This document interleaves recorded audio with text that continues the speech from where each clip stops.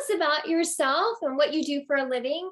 First of all, this is Ruta Lee, and I'm super excited to get to see you again, get to meet you, and do this interview with you today. It's Thank you, such Bonnie. treasure.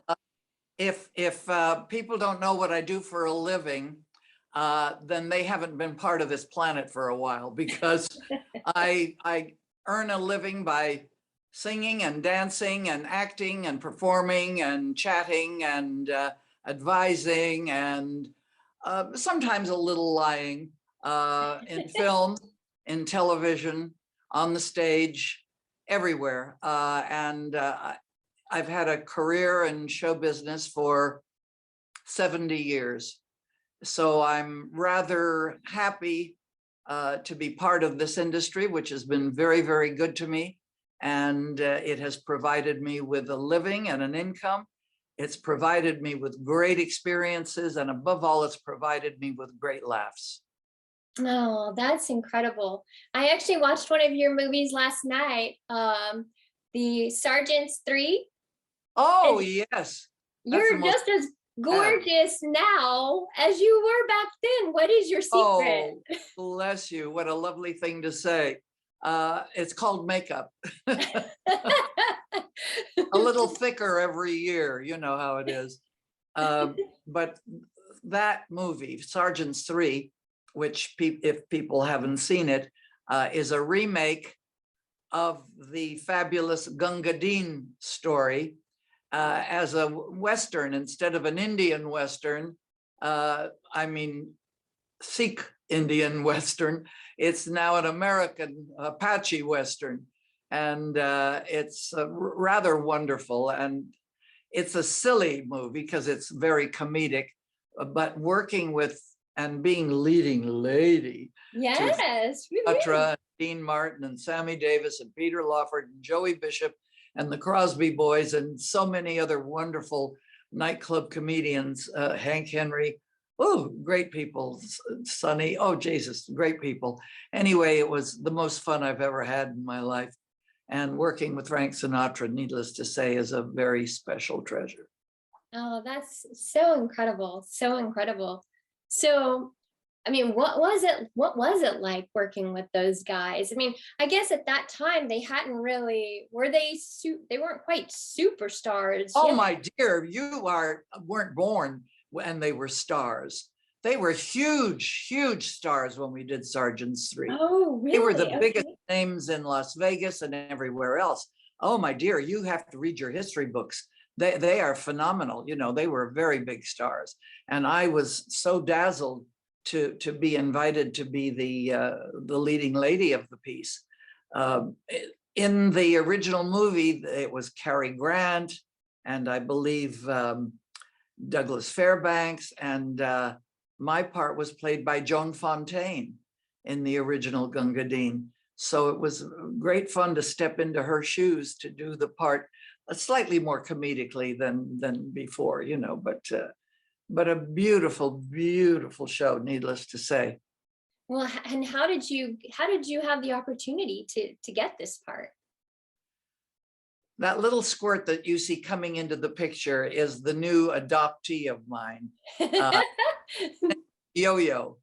And he's a little Pomeranian that was terribly abused and shot full of BBs. Isn't that horrendous? I mean, I would like to take the person that did that and pin him to a wall and shoot him full of BBs. That's how upsetting all that is. But anyway, how did I get this? It was a very interesting story how I got it. I had been to see Frank Sinatra, whom I had never seen in person, live on stage. You're too young to know that he had little girls screaming in the aisles at the Paramount Theater in New York with pure ecstasy. And unless you've seen Frank Sinatra, you don't know that there was never anybody before or after that will be as mesmerizing as Frank Sinatra is on a live stage. He's just incredible. And he had been invited by the lady that owned the Macombo, which was one of the great watering spots in Hollywood in the 40s and the 50s.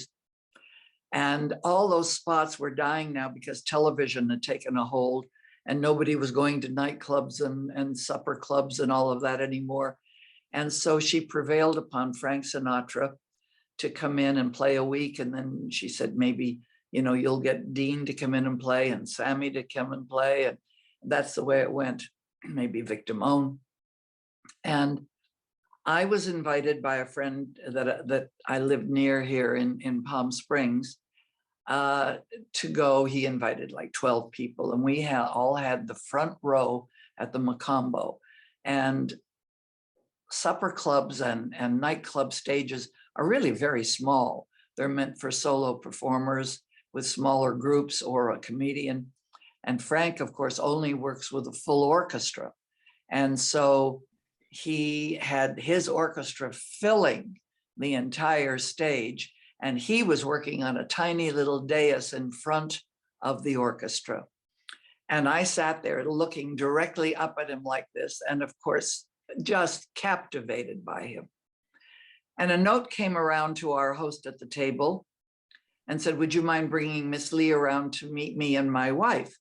And so we went around to meet him, and he reached out his hand and he said, hello, my name is Arthur Hornblow Jr. This is my wife. I am producing a picture right now called Witness for the Prosecution. And I have just given you a most unique screen test. I watched you watch Frank Sinatra, and I think you would make a very interesting love interest for Tyrone Power in my film. Will you come in and meet Billy Wilder? Wow, that's like God, the director. And I said, is tomorrow too soon? And I went in, they put me on film, and Marlene Dietrich took one look at me and said, no, Nick Nine, forget it, she's blonde. I became a brunette overnight for the movie. And that's how I got Witness for the Prosecution. And fade out, fade in. A year or two later, anybody who knows anything about Frank Sinatra knows that his favorite thing is a big Italian dinner at home, having some friends in and screening a new movie. And what were they screening that night? But Witness for the Prosecution. And he said to his partner, Howard Koch, for whom I had worked many times at Warner Brothers, he was a wonderful director and producer. And he said, I think we should use this Ruta Lee chick. I've been seeing her a lot on television. What do you say we put her in something coming up? And he said, one of my favorites. And that's how I got to be the leading lady to Frank Sinatra. And he never knew that he was responsible for my getting the film, which he saw, which got me his film. Isn't that a fabulous Hollywood story? It's amazing. I love this. I love this. I was blessed that I got to hear this story already. So I'm like, you have to share this again. Well, it is a great story. And of course, the whole point is that all of these adventures and misadventures and things that happened in my life were stories that my friend Barry Rogers, who is the maven when it comes to PR in the Texas and Oklahoma and anything South area. And he was, I think, a co-producer on a show that I was guesting on. And he said, Ruta, you've really got to do a book. You've got to tell these stories to more than just the people listening to this, show today, like your podcast. And he's the one that came out to Hollywood and recorded what I was doing. And out of this came this book. It took forever because I just never thought it would really come to pass. And Barry was the one that had the foresight to know that people would love hearing these stories. So to anybody who's out there listening or watching us today, may I say, please run to your local bookstore, or because they need the business. Everybody has been so shut down on COVID.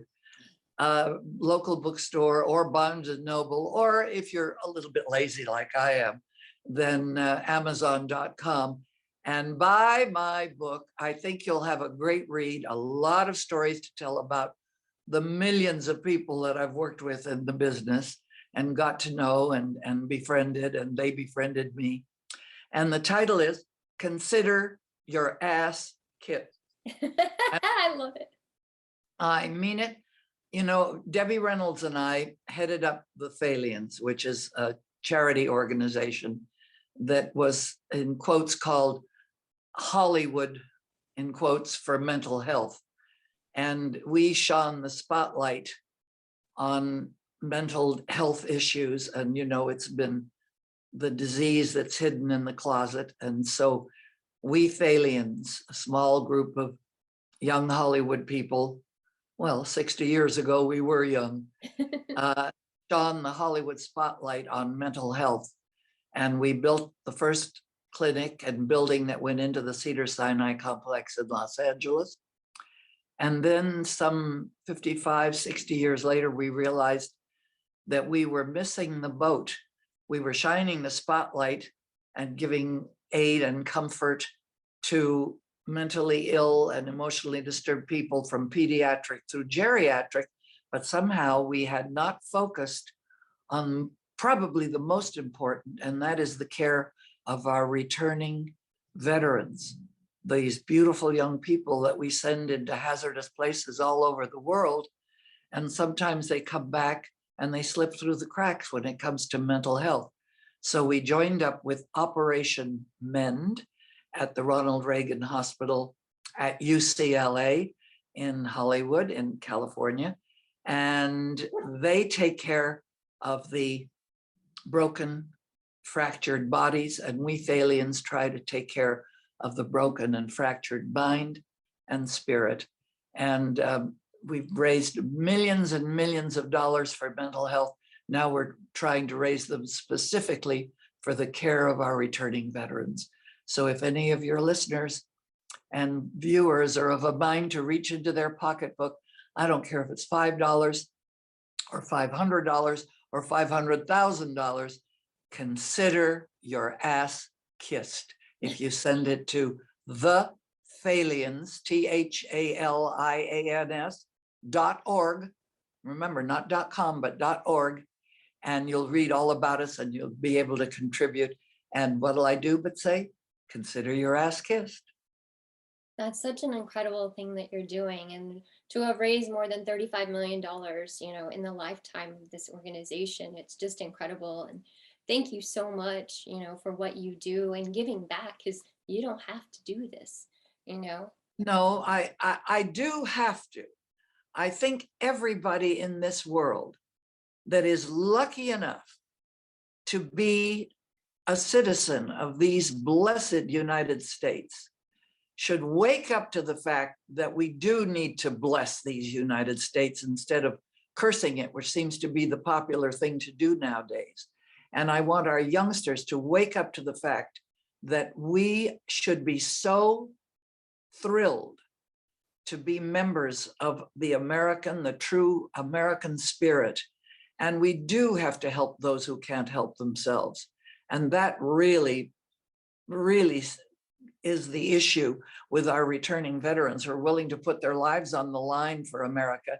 And yet we forget somehow to take care of them when they come back maimed and injured.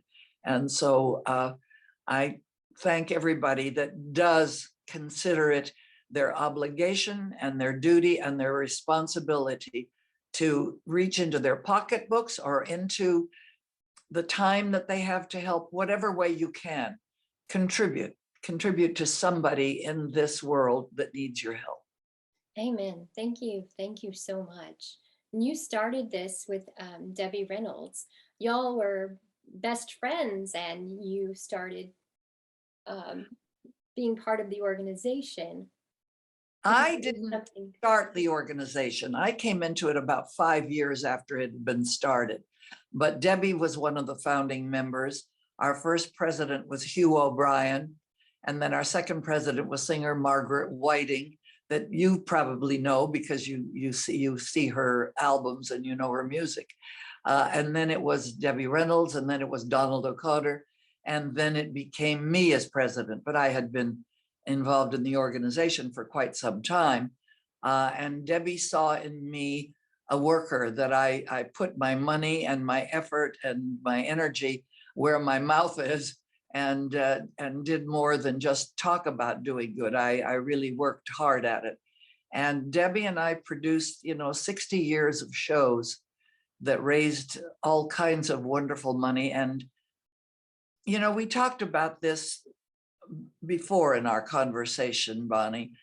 I find that the young people like yourself, that they are few and far between that are eager to pitch in and jump on the bandwagon, whether it's in their own industry, and I don't care if that's selling shoes or insurance or housekeeping or babysitting or show business and recording.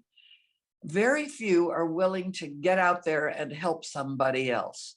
It's a grand overstatement that I'm making, and it's, I'm generalizing terribly, but it seems to me that those of us of my generation and the one that followed me grew up with the old showbiz tradition, the old vaudeville tradition of you got to help somebody, whether it's tap dance and raise money, or whether it's record a song, or whether it's go entertain at a hospital or whatever.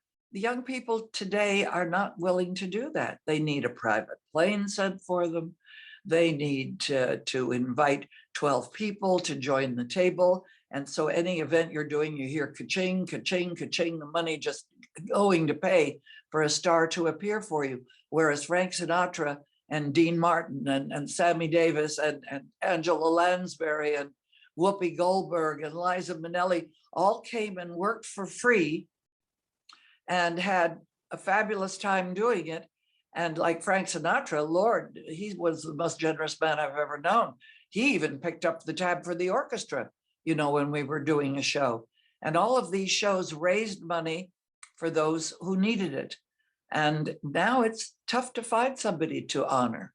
It's tough to find somebody who doesn't wind up saying, oh, well, I'll come, but you'll have to pay for my whole orchestra to come and on the plane. And oh, there will be a Rolex at the end, Oh, that's so disappointing. That's kind of scary to me. Yeah, that's disappointing. I know on my level, I do have a lot of friends, that are in the same age group. And I know that whenever I was a young child, I had cancer at 9 years old, and it was leukemia. And I remember people coming in and singing at the hospital and, coming in and doing crafts. And that was what kept me inspired, I think, and just gave me of course, my family, the love from them gave me the will to, want to live. And I think because of that, I have done that as well. I go out and I perform at, the local hospitals for the children. Good. And Good. Just giving back, even with this podcast, this is what I'm hoping that people will be inspired by you, by all of our listeners, just to do something in their life, get out, volunteer, do what you dream, what you love. And so amen to you, just for doing. Well, thank you for being a child of our maker and feeling the responsibility to pay back a little bit of the good stuff that has come your way. And I just feel that if those of us, especially in show business, are appreciated for any kind of effort that we make in a philanthropic way, and our charity, the Thalians, really, really stressed that. We not only did we honor people that dazzled us with their performances on the screen or on stage, but who dazzled us with their philanthropic performances as well. That made a very big difference. And so everybody that we honored really had done so much, either in their community or in the theater of the world, in raising funds for different organizations, because that's what we do best. And I'm very proud of those of us in show business, yourself included, Bonnie, that we give away the only thing we have to sell, which is our talent and the time that it takes to do whatever. And we're called upon by one organization after another to do it, and we usually give unstintingly. And I am blessed. God blessed us all with talent. And if we can make a living at that talent and enjoy doing it and getting a paycheck at the end of the week, wow, how much more blessed can we be? Amen. And I'm sure that there are other wonderful, very satisfying jobs in life, careers and choices that we've made, maybe medicine or nursing, or maybe it's real estate, or maybe it's selling insurance. But I swear to God, those people don't get the laughs that we do in show business. We get to laugh our way through everything that we ever do. No matter how serious it is and how difficult it is, somehow show people know how to laugh through their tribulations and their trials. And I find that that's kind of a very healthful and redeeming case for all of us in show business. Well, so question for you then, how did you get into showbiz? What was your, is it I something? was born of Lithuanian born and bred parents. Lithuania is a small country that was occupied by the Soviet Union for 60 years. So it was communist at the time. I tried to do something about the remaining family and my grandparents. But anyway, I was born of Lithuanian stock. They wanted to come to the United States, where everybody knew that the streets were paved with gold, and they couldn't get into the US because the quotas were closed. This is the late 20s and going into the 30s. And so they went, or my father got a job in the wheat fields of Saskatchewan in Canada. And then he worked for a year, saved the money, and brought my mother over. And I was eventually born in Montreal, Canada. And my mother knew nothing about theater except my kindergarten teacher, Mrs. Jackson, said to my mom, "Mary, your daughter is a little different from the rest of the kids here in my classes.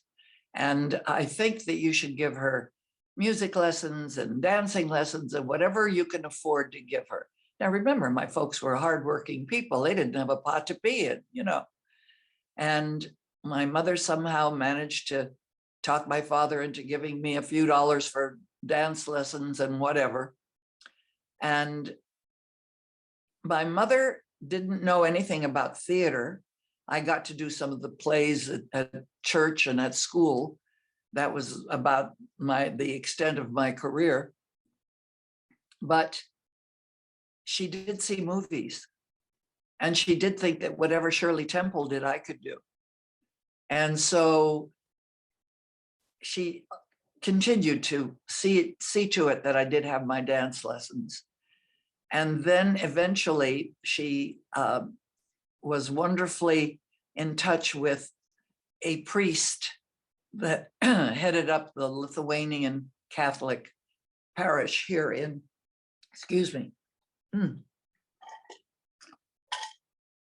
here in Los Angeles. And he invited them out from snowbound in December, February, Montreal, to come to Southern California. They fell madly in love with Southern California. And I don't blame them. It was beautiful, it still is. And eventually they got a visa to come to the United States. And of course, my mother always had an eye on Southern California because that's where Hollywood was. And that's where people sang and danced and did stuff her little girl did. And so that's where I did the rest of my growing up, going first to Immaculate Heart and then, to Hollywood High. And, I don't know what got into me. And anyway, I did all my growing up here and went, as I said, to Hollywood. And my career started in little theater and then a little bit of television. And I got an agent through little performances that were done by an acting coach that I had as a teenager. And a long career has followed. I've never been above the title stardom, In theater, I got above the title a lot around the country, but never in the movies. But I did have a long, and still have a long and very sustaining and workable career. So I'm very grateful to God. I'm above all grateful to the priest that told my mother to come on out and visit and got us into California. And I am so grateful to my mother for seeing that there was something worth nurturing in the way of my life and my career. And so she and both she and my father lived long enough to see me succeed in the business and make a living and a career out of it. And so I'm so grateful to everybody that ever turned a television set on because I was going to be on, and watched me through their toes on the Tonight Show all the time in different places. Those people that bought a theater ticket to come and see me in performance live, whether it was in Texas, in Austin or Fort Worth or Houston or wherever. And those people who are buying my book, I'm really blessed because I love sharing these stories with you, and thank you. So with that, if anyone were to Google you, you would see pictures of you with Burt Reynolds, Clint Eastwood. The list goes on. I can't even name, like, everyone that you would know, you are with them. Have you ever done any like love scenes with any of them where you were like, I don't know, had butterflies or just I don't know, made you have a crush on them? Hell, I had love scenes with just about everybody that I mentioned in my book. They were never love scenes. They were film love scenes. And somehow they're never as sexy as they look on the screen, trust me. Because like, oh God, wait a second. If we kiss this way, then your mustache is up my nose. If we kiss this way, it's only going to be my left ear. It's all very technical. And I think what most people that see movies, and of course everything on television, don't realize how many times you have to do, if it's a love scene, that kiss in the same way, with the same hand going up, with the same eyes closing or opening, with the same hair falling the same way, from 5,000 different directions. First, there's the long shot, and then there's a medium shot, then there's a close-up of my face, and then there's a close-up of, let's say, Burt Reynolds' face. Then there's the clinch coming together, and then it's the back of my head kissing him and the back of his head, and we have to keep doing it over and over and over and over, and keeping it fresh and alive is not easy work. Movies are not easy work. Don't anybody kid yourself, think you'll come to Hollywood and you're cute and you're going to work very easily. You have to be a damn professional at what you do. And kissing Burt Reynolds 50,000 times is part of being a professional. I love it. That is incredible. So has there ever been anyone that you've been starstruck by? Yeah. Charles Lawton. Who else? I am such a fan of Angela Lansbury. You know, it doesn't have to be a man to dazzle me. I'm dazzled by how different she can be and how she can do everything. You know, we think of her as Mame, but think of all the heavy duty things like Gaslight that she did, her first job, and she gets a nomination. Wow. Angela Lansbury is amazing. Burt Reynolds was a longtime chum, so I wasn't dazzled by him. I, of course, was very dazzled by Frank Sinatra, needless to say. I mean, the first day that I met him, after I'd been signed to do the picture. And he didn't know the story of how I got my job that got me the job, that he was responsible. And we were on location in Kanab, Utah, which is called the Little Hollywood because so many Westerns were made there. And I came onto the set. I was flown by helicopter to the set where we were. And he was sitting in one of his deck chairs and he just opened his arms and said, "Hello, baby, welcome." And I just melted because he was just so gracious and so kind. And I'm so sorry that I never had an affair with him because, just think of what I could have written in the book. I love it. Muck that I was. You also met Lucille Ball. Were y'all? Not only did I meet her, I worked with her many times and I was hired by her many times and we became very, very good friends. And her daughter to this day is still a good friend. And she lives just down the street from me here in my Palm Springs house where I am right now. And she was a great dame. And I remember I asked her to be the honoree at our big Thalians event. And she said yes, and was just marvelous. And we built a show around her. And then another time when we were honoring the wonderful movie and stage star, Robert Preston, she came and did MAME for us.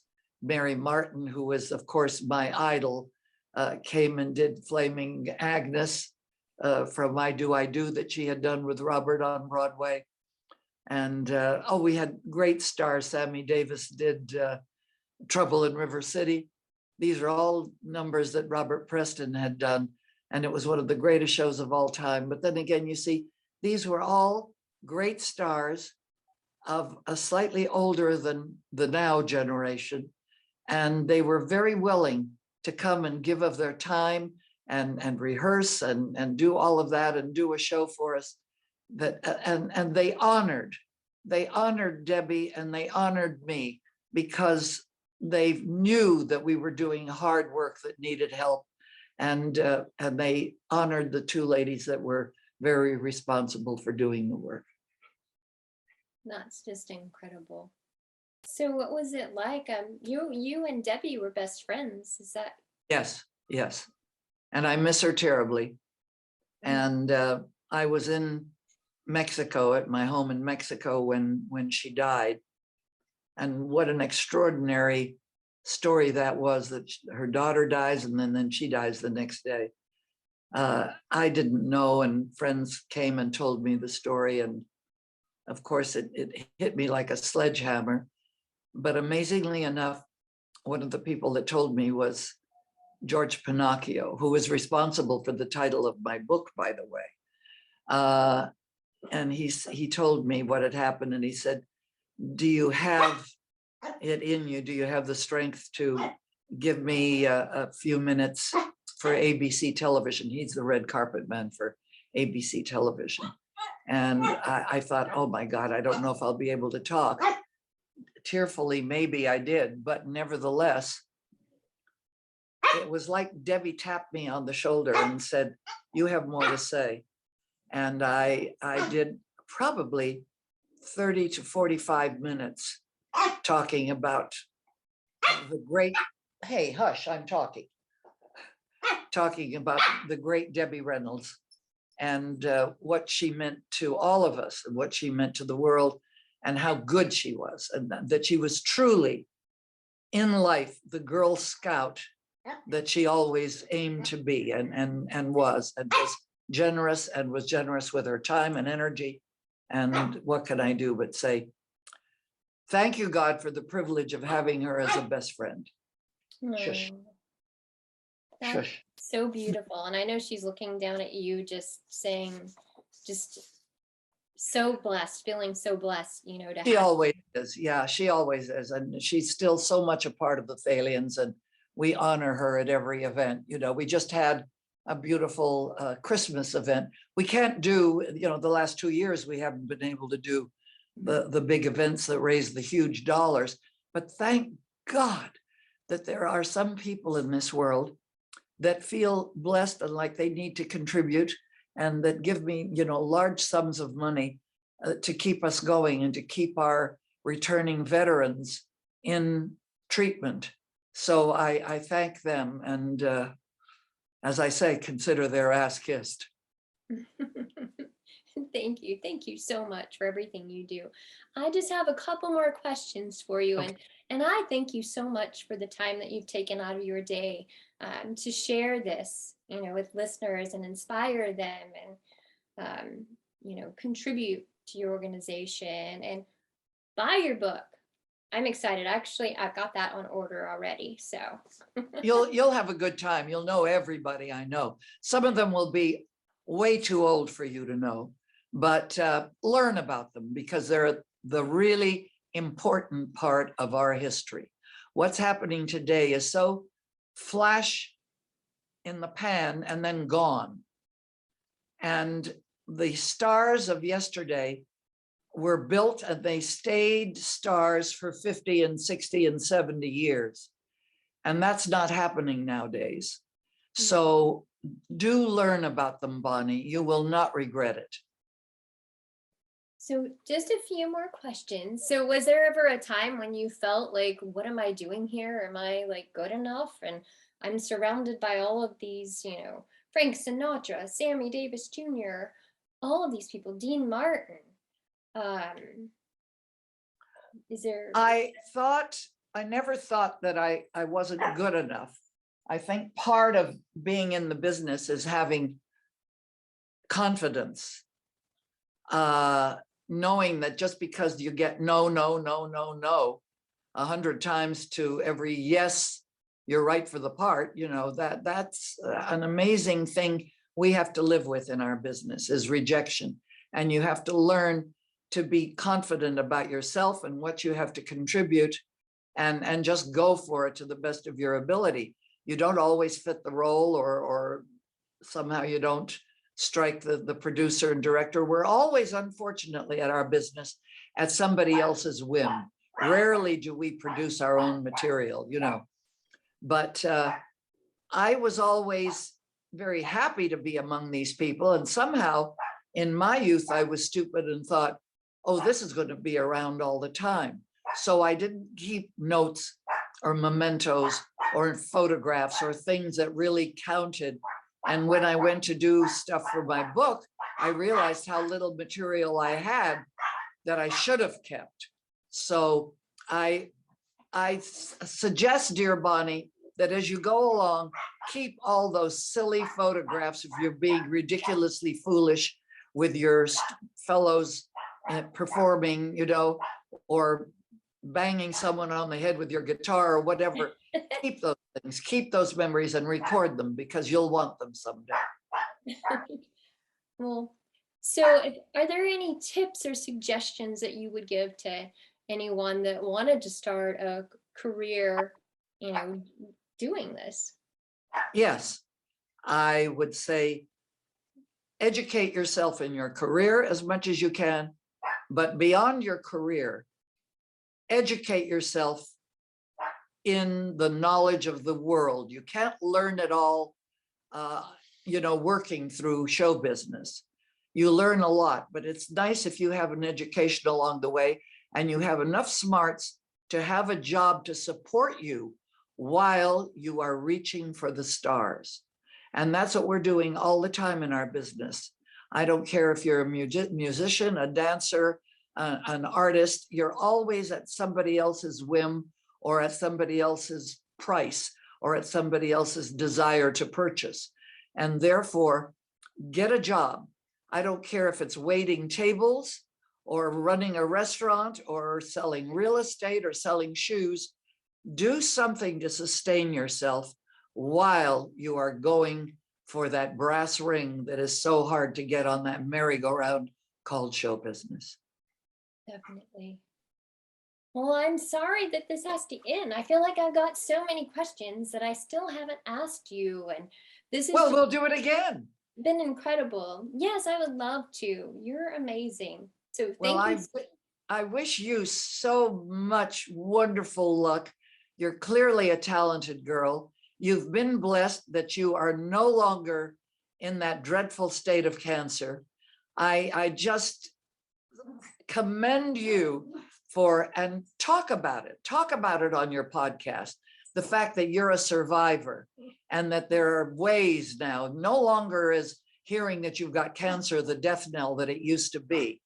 There's still a tough one, and that's pancreatic. That one is still tough, but there are still a lot of survivors out of there too. So spread the good word as you go along. That's your responsibility, because you're a pretty lady, you're smart, you're sweet, you're talented, you're blessed. Bless others with what you've got. No, right back at you. Amen. Amen. It has been such a pleasure. It's a pleasure to be with you and with your friends that are tuning in, and God bless. And above all, please, God, keep smiling on America.